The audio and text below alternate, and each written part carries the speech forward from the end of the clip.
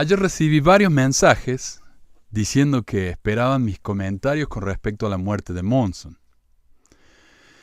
Para ser honesto, su muerte no me fue ninguna sorpresa, desde que casi se desmayó en la conferencia del 2015 que ya se veía venir.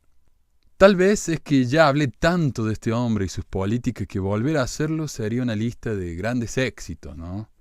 Y me cansa hablar de lo mismo y una otra vez, pero después de leer cientos, literalmente cientos de tweets y comentarios en Facebook y páginas de los diarios, cambié de opinión.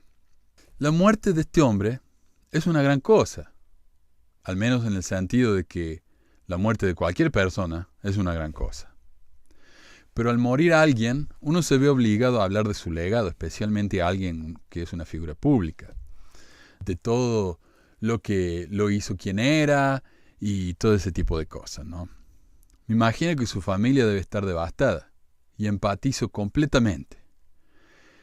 Yo perdí a mi mamá este año y todavía estoy tratando de superarlo. Pero Monson no era solo un padre, un abuelo, un tío. Era una figura pública, cuyas acciones afectaron a millones de personas, para bien o para mal. Y este es el problema. Monson era un líder religioso. Cuando uno habla de líderes religiosos, espera que las acciones de ese líder afecten positivamente a todo el mundo. Pero ese no es siempre el caso. Papa Francisco me enorgullece, a pesar de que no soy católico ni religioso. Porque es un compatriota, es famoso y la gente lo quiere, y porque es hasta ahora el papa más progresivo que ha habido. Lamentablemente, este hombre no ha hecho nada para meter a todos esos pedófilos que todavía andan sueltos en la cárcel. Los ha escondido, los ha defendido. Y mientras no lo haga, es difícil ver las cosas buenas que ha hecho, porque ese solo acto eclipsa el resto de sus acciones. Lo mismo pasa con Monson. Se nota que él es un buen hombre, que tenía un buen corazón. Nadie lo niega. Nadie lo obligó a visitar cientos de viudas en sus años como obispo y presidente de Estaca. Nadie lo obligó a llamar a la gente por teléfono cuando más lo necesitaban.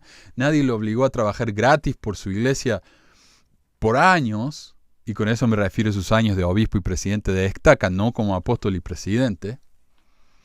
Pero también es cierto que muchas de las cosas que hizo, o al menos que permitió que sucedieran, afectaron de manera muy profunda y muy negativa a miles de personas. Otra cosa que quiero mencionar antes de entrar en más detalle con respecto a sus acciones, es la reacción de la gente a su muerte, especialmente de los miembros fieles. El nivel de adoración que he notado en muchos comentarios es realmente escalofriante. Monson, por más bueno que fuera, era solo un hombre. Pero tantos hablan de él como si hubiera sido, alguien dijo en Twitter, la mejor persona que ha vivido en los últimos 100 años. Otros lo hablan de él como si fuera la reencarnación de Dios, y no solamente su supuesto vocero. Cuando me enteré de la muerte de Monson, leí 3 artículos para ver cuál sería más apropiado para compartir en mi blog. Uno del Deseret News, el diario oficial de la iglesia, uno del Salt Lake Tribune, el diario más importante de Utah, que no es de la iglesia, y uno del New York Times. El artículo del Deseret News es una colección de historias inspiradoras sobre el profeta, ignorando cualquier cosa, completamente ignorando cualquier aspecto negativo de su presidencia. El segundo comienza con una lista de triunfos, el del Salt Lake Tribune, pero no se aleja de sus fracasos y controversias. Las menciona a lo largo del artículo. El del New York Times, por su parte, es similar en tono al del Salt Lake Tribune, pero decide comenzar con los fracasos y controversias primero, dejando sus triunfos para más adelante. Y con fracasos y problemas me refiero al problema con los homosexuales en California, con los niños, hijos de homosexuales en toda la iglesia en el mundo, y con su negación a escuchar a las mujeres cuando le pidieron que por favor hablaran con ellas, que las dejaran ir a la reunión del sacerdocio y que le preguntara por favor a Dios si podían tener el sacerdocio. Eso es todo lo que dijeron, él les dijo que no.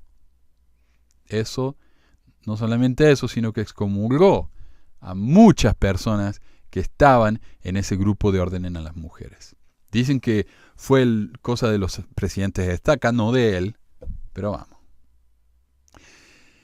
Entonces, el New York Times, al comenzar con sus fracasos en lugar de con sus triunfos, esa simple decisión logística hizo que los mormones perdieran la cabeza en Twitter. Los comentarios de los miembros de la iglesia en el artículo del Salt Lake Tribune son bastante normales, mencionando cuánto van a extrañar a Monson, cuánto lo querían, ignorando las cosas negativas del artículo y todo eso, ¿no? Mientras que los comentarios en el artículo del New York Times, el cual menciona los mismos problemas que el Salt Lake Tribune menciona, pero primero, son todos absolutamente negativos, hasta insultantes. Algunos hasta se alegran de que el tipo del New York Times que escribió el artículo se vaya al infierno. Se alegran. Varios dijeron que cerraron sus suscripciones al diario, aunque más que seguro que nunca estuvieron suscritos en realidad.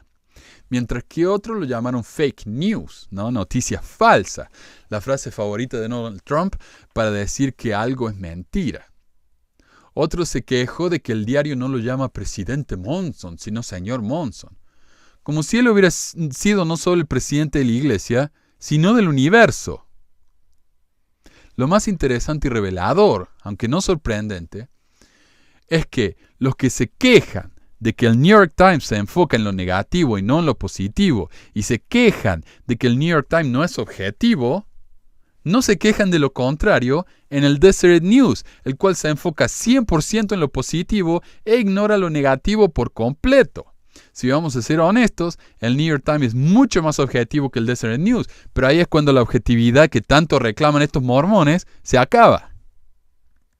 Cuando me bauticé en la iglesia, yo tenía 12 años. Ir a la conferencia general en la capilla era aburridísimo. Duraba 2 horas. En resumen, era una tortura para un chico de esa edad. Pero al menos, cuando hablaba el presidente Monson, o el Elder Monson en esa época, el tiempo se pasaba más rápido. Sus historias eran interesantes. Y eso es lo que me gustaba de él. Hablaba bien, era gracioso, conmovedor y triste cuando tenía que serlo. De hecho, más de una vez dije en voz alta que no veía la hora de que Monson fuera el nuevo profeta. No sé qué pensaba que cambiaría, pero es lo que yo decía en esa época. Y finalmente, hace 10 años, Monson se convirtió en el profeta. Para entender lo que pasó a continuación, hay que entender mi relación con el presidente Hinckley. Antes de mudarme a los Estados Unidos, nunca seguí mucho la palabra de los profetas vivientes, algo que en esa época me daba mucha vergüenza de admitir, pero una vez que estuve acá, era imposible ignorarlo, al presidente Hinckley. El hombre reinaba en el estado.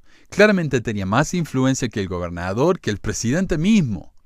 Hinckley era un genio de las relaciones públicas. Fue el único presidente de la iglesia de la era moderna en aparecer en programas de televisión, de hablar en público, fuera de los ambientes religiosos. Hinckley escribió un libro de citas que fue un bestseller en el New York Times. Escuchar a Hinckley era como escuchar a un abuelito querido. Lo bueno es que sus políticas antifeministas y anti-gay estaban lo suficientemente lejos en el pasado como para acordarse de ello, y su carisma hacía que sus mentiras en los medios nacionales fueran fáciles de ignorar. Y cuando hablo de mentiras me refiero a que cuando dijo que él no sabía que la iglesia enseñara que las personas podían llegar a ser dioses, que no sabía que la iglesia enseñara sobre la poligamia. Como si todos los miembros no creyeran que en la próxima vida van a ser todos polígamos, o que el mismo Nelson, el nuevo profeta mormón, está sellado por la eternidad con 2 mujeres. Eso es la definición de la poligamia. Yo tuve la oportunidad de ir a una charla fogonera en el centro de conferencias donde Hinckley habló, en una charla para los jóvenes adultos o adultos solteros, no sé cómo se llama. Fui a un par de conferencias generales cuando todavía era el presidente de la iglesia. Estuve ahí cuando anunció el templo de Córdoba, Argentina. Estuve ahí cuando dio un discurso en el que básicamente se despidió. Y cada vez que hablaba, me temblaban las piernas. Lloré como un bebé mirando su funeral en la televisión. Y fue por eso yo creo que cuando asumió Monson la presidencia, me costó sentirme feliz por eso. Especialmente porque cuando todavía estaba en el obispado, yo acá en el barrio, y una semana después de que Monson se hizo profeta, la primera presidencia nos mandó una carta para hacer leída sobre el púlpito, que decía que la historia esa que dice que cuando nosotros nos muramos y vayamos al cielo y la gente nos pregunte a qué dispensación pertenecíamos y dijéramos que a la de Hinckley, todos se iban a inclinar ante nosotros porque era una dispensación tan especial. Monson, la primera presidencia, dijeron que esa era una leyenda urbana, que no era cierto y que debía dejar de compartirse inmediatamente. Esto me cayó terriblemente, porque hay muchísimas historias como esa que se comparten en la iglesia todos los domingos. Pero enfocarse en esa historia en particular me pareció un ataque a la memoria de mi profeta favorito. ¿Por qué hacerlo tan rápido después de su muerte? ¿Por qué no decir que dejemos de compartir leyendas urbanas en general? ¿Por qué atacar a mi ídolo tan específicamente una semana después de su muerte? Además, su sonrisa de Monson, la cual antes me causaba tanta ternura, ahora me daba impresión. Tal vez eran sus dientes falsos o su evidente intento de ser más carismático que Hinckley, no sé. Lo que sí sé es que su presencia en el lugar donde Hinckley debía estar era ofensivo para mí. ¿Y cómo oré para pedir perdón por eso? ¿Cómo oré para pedir un testimonio de que este era en efecto mi profeta? Leí sus libros, leí sus palabras, escuché sus discursos, pero no pude. Nunca recibí una respuesta. Entonces, Monson se metió con los homosexuales en California, algo que me confundió terriblemente. ¿Por qué un profeta mormón, cuya doctrina enseña que la guerra de los cielos se peleó para defender el libre albedrío de la gente, gastaría millones de dólares de sus miembros para limitar la libertad de un grupo tan grande? Recordemos que la iglesia se metió para que la gente votara en contra del matrimonio gay en California. La iglesia. Cuando ellos dicen que no, ellos obedecerán a los reyes y magistrados y no sé qué, las leyes de la tierra. Más tarde, 2 años antes de su muerte, pasó él, o al menos aprobó que pasara, una política, una ley en la iglesia que negó que los hijos de homosexuales pudieran bautizarse o siquiera recibir una bendición de bebés en la iglesia. Esto no solamente me resultó antidoctrinal, sino cruel. Según el Departamento de Salud de Utah, los suicidios de jóvenes en el estado aumentaron desproporcionalmente en el 2015, después de que la iglesia anunció su política anti-gay. Tal vez sea una casualidad increíble, pero lo dudo. Como consecuencia, es difícil pensar en cómo Monson fue a visitar a una viuda cuando era obispo, y eso era una maravilla, a causa de sus acciones más tardías, o su falta de acciones, si es que él en realidad no pasó la política, pero la permitió. A causa de él, cientos de jóvenes murieron por medio de suicidio. ¿Me afecta que Monson haya muerto? No. La iglesia va a seguir siendo lo mismo.